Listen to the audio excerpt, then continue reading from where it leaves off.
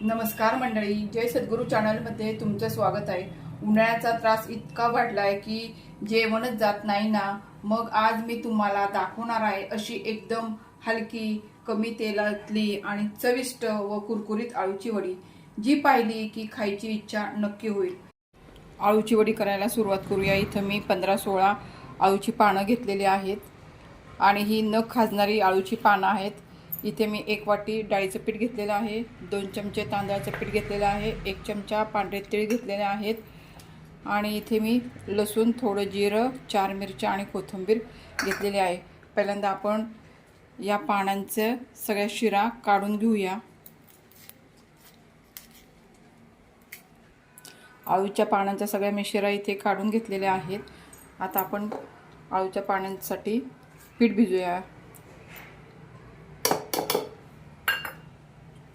यामध्ये आपण तीळ टाकून घेऊया।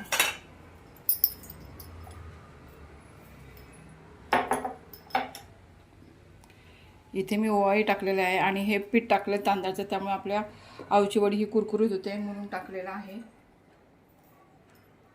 चवीनुसार आपण हे मीठ टाकून घेतलेलं आहे, हळद टाकलेली आहे आणि आता आपण हे मिक्सरला आपण बारीक करून घेऊया। आपण मिरची, कोथिंबीर, जिरे आणि लसूण वाटलेले आहे, आपण त्या पिठामध्ये टाकून घेऊया आणि हे पीठ मळून घेऊया।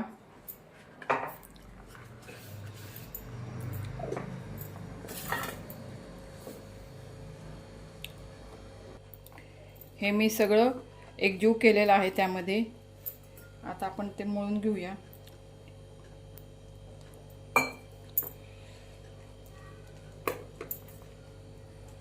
आणि मी आळूची पानं स्वच्छ धुवून पुसून घेतलेली होती।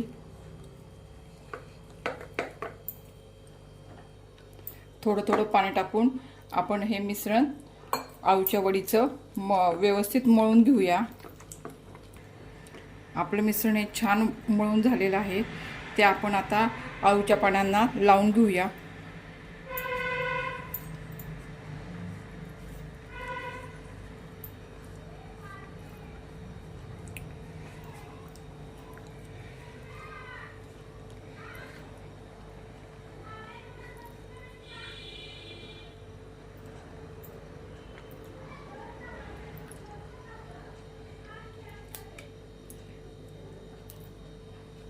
आता आपण सगळीकडनं आळूच्या पानांना मिश्रण लावून झालेलं आहे।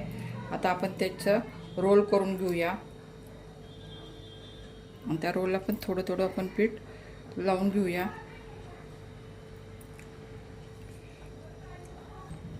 आपण दुसऱ्या पानाची वडी अशीच लावून घेऊया।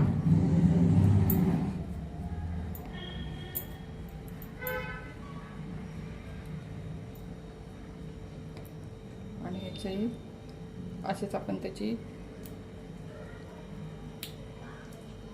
घडी घालून घेऊया। अशा प्रकारे आपण सगळ्या आळूच्या पानांच्या वडी तयार करून घेऊया। आळूच्या वडीला आपण सगळं पीठ लावून रोल करून घेतलेले आहेत। इथे मी गॅस चालू केलेला आहे आणि इथे फक्त मी 1च चमचा तेल टाकलेलं आहे। यामध्ये आपण या आळूच्या वड्या फ्राय करून घेऊया।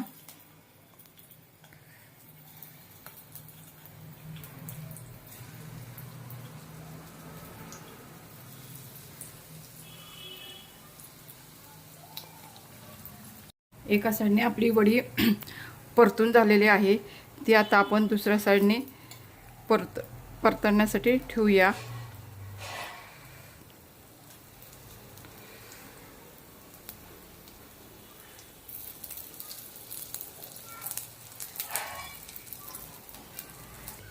आपल्या आळूची वडी ही छान फ्राय झालेली आहे। ही आपण काढून घेऊया आणि राहिलेल्या वड्या अशाच प्रकारे फ्राय करून घेऊया।